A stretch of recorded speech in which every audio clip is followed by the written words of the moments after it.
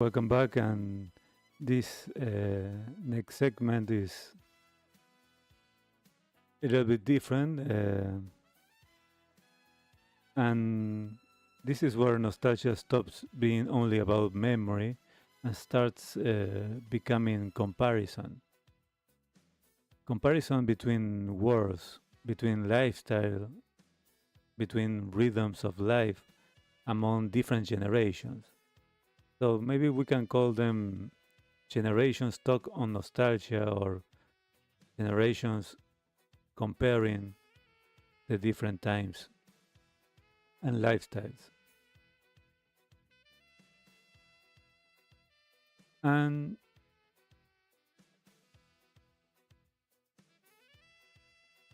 in this case, I'm going to be reacting to different modern content creators in YouTube who talk about what life felt like during the 80s and 90s, or reflecting about those times comparing with modern life or nowadays. Not just the music, but the atmosphere, the social life, the boredom, the freedom, the malls, the television culture, the slower communication. And one creator that talks about this really well sometimes is Matt Ross, also known as the known wolf in the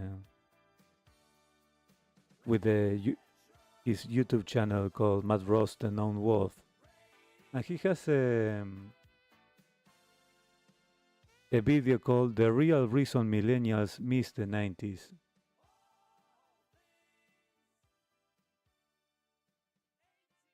So I'm going to share part of this, part of one of his videos here for a minute, and then we're going to comment on some of the ideas together. I cannot uh,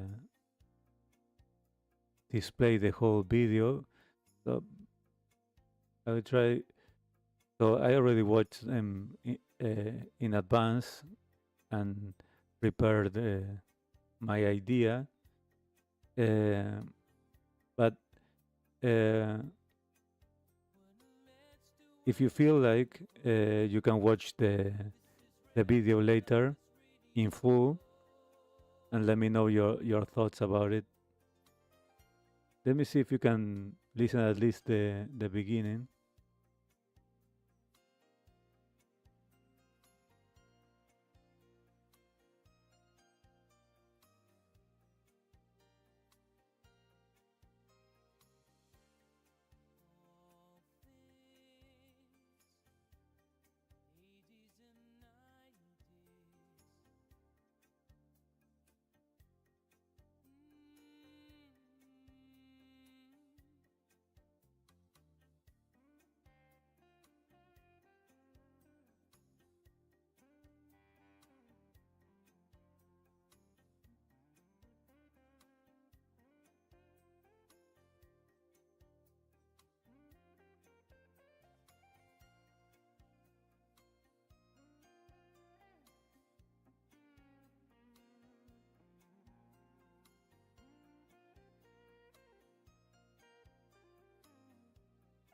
Okay, check out his YouTube channel. You can go and subscribe. His content is great.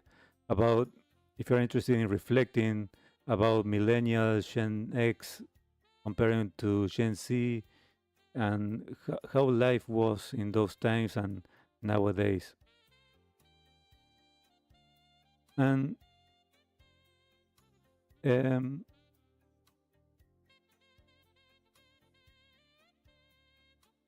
I think one reason these videos connect emotionally with people is not because people believe the past was perfect or kind of perfect, but because many people feel something important disappeared, and they are trying to understand what disappeared exactly. And that is what we're trying to figure out together.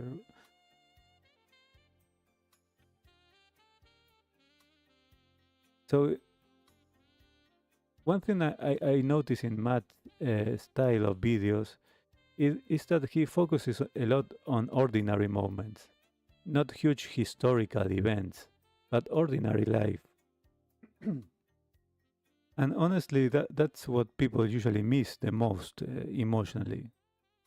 Not giant world events, but those Saturday mornings, shopping malls, late night television, arcades, phone calls, driving at night, music playing in the background while doing something else.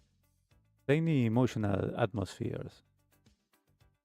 And psychologically, those atmospheres become associated with safety and familiarity, especially if someone experienced them during childhood or adolescence. Because the brain tends to emotionally idealize periods of life connected with novelty, with discovery, and friendship, the first romance, music discovery, and lower responsibility. So sometimes people say, "Oh, I miss the 80s, I miss the 90s," but what they really mean is, I miss how my nervous system felt during those years. And that's a very important distinction because it means nostalgia is not stupidity or naivety, it's not delusion, it's an emotional memory process. And after watching the full video, another thing that I think Matt captures really well is the feeling of the pre-digital life.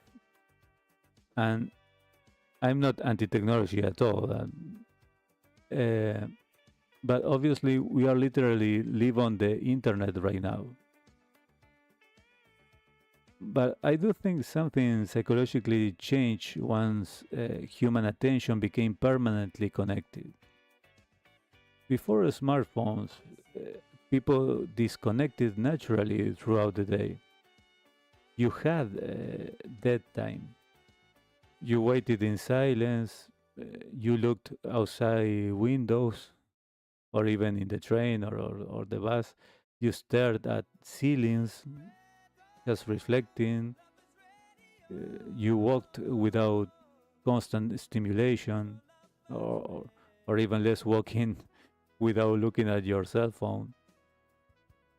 And those empty moments allow the mind to process emotions differently. Now, many people feel every empty second with the stimulation, and the brain never fully settles, which is probably one reason anxiety and mental overload feel so constant now. Not the only reason, but definitely part of it. And honestly, guys, tell me in the chat, do you think smartphones improved life more than they damaged it? Or do you think it's more balanced than that? Because I think most people today have mixed feelings about it. And another thing I love about these retro lifestyle videos, reflecting about the different times, is when they show old public places. And this really affects me emotionally sometimes. Old malls, old dinners, uh, old diners, old music stores, old arcades. I wasn't a very uh, video games player, but it's just the machine itself and the old video rental shops, all those things, because those places were not just commercial places; they were social environments, right? And I honestly think that modern society quietly lost many of these third places that are known. Those are places outside work and outside home where people casually existed together.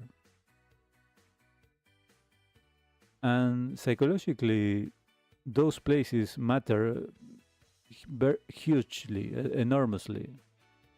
Human beings regulate stress partly through passive social presence, just being around people, even without deep conversation. And ironically, today we're digitally connected constantly, but physically we are isolated more often,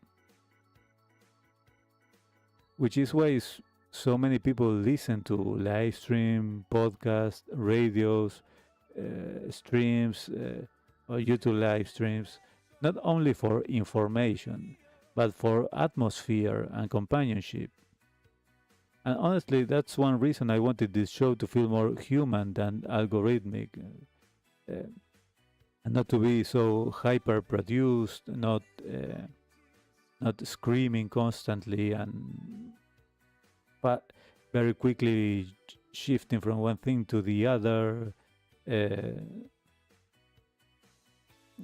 dispersing the attention, not trying to manipulate attention every second like most of the content nowadays. And just to create a real and comfy atmosphere, like old radio used to feel sometimes.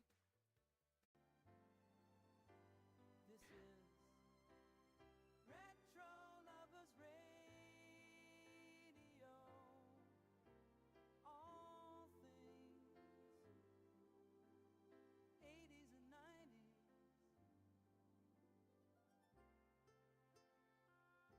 Now, another thing Matt often talks about in his videos, and in this in particular, is how entertainment used to feel more event based. And this is fascinating psychologically. Back then, if your favorite movie aired on TV, you watch it that night. If a music uh, video premiered, you waited for it. Um, if a magazine arrived, that was the entertainment for the week. And because entertainment was less infinite, people emotionally value it more. Today, entertainment abundance is enormous, but emotionally, people sometimes feel less satisfied. And that actually makes sense psychologically, uh, because dopamine systems react strongly to anticipation and scarcity. When everything becomes unlimited, the emotional impact often decreases. That's why sometimes people spend 2 hours scrolling Netflix without choosing anything. Too much availability creates decision fatigue. And I think older entertainment systems accidentally created stronger emotional memories because access was slower.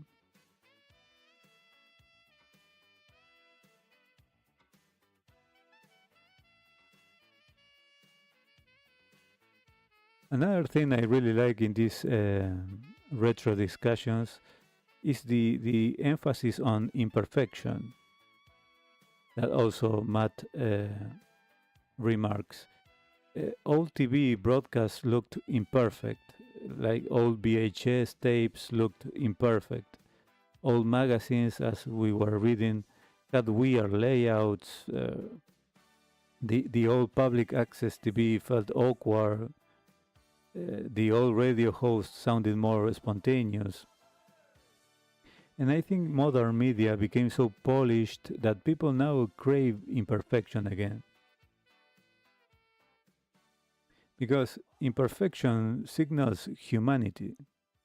And maybe that's one reason younger generations are rediscovering VHS aesthetics with cassette aesthetics or analog synthesizers and or vinyl records because psychologically they feel warmer, not technically superior but emotionally warmer. And warmth matters, especially during stressful periods of life.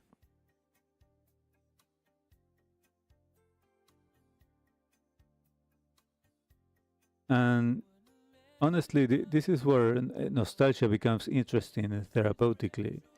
Not because we should live in the past, but because memory can help regulate emotional states.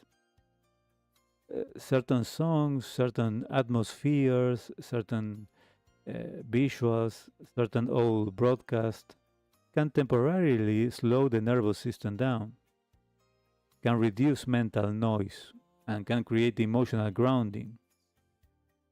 And that's part of the hidden purpose behind this whole show. Not It's not escapism. It's the emotional breathing room. Because modern life can become psychologically very loud, and sometimes people don't need more stimulation. Sometimes they need atmosphere, slowness, familiarity, human voices, good music, shared memories. And that's what old radio used to provide really well and naturally.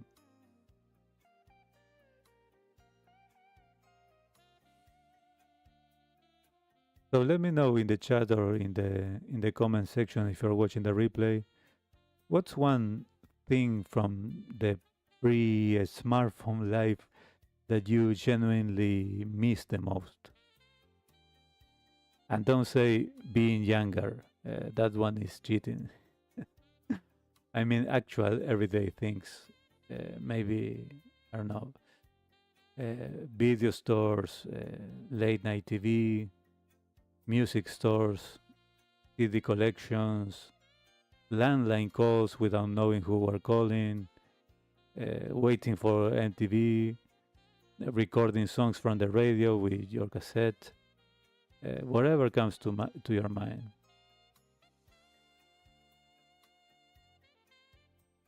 Okay. All right, and from here we are going slowly moving toward the next part of the show. So let's take a 1 minute recess and coming back to you.